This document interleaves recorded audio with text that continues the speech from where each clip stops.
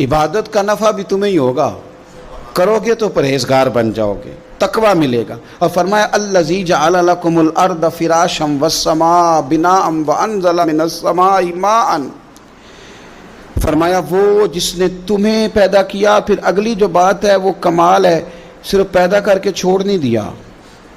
الذی جعل لکم الارض فراشا، پھر اس نے تمہارے لیے زمین کو فرش بنایا، والسماء بناء، اور آسمان کو چھت بنایا، تمہیں چھوڑ نہیں دیا بلکہ تمہارے لیے سارے بندوبست کیے، رہنے کو زمین بنائی، آسمان چھت کی صورت میں بنایا، وَأَنزَلَ مِنَ السَّمَاءِ مَاءً، اور پھر اس نے آسمان سے تمہارے لیے پانی اتارا، فَأَخْرَجَ بِهِ مِنَ الثَّمَرَاتِ رِزْقًا لَكُمْ، اور پھر اس پانی کے ذریعے زمین سے پھل نکالے، کس لیے؟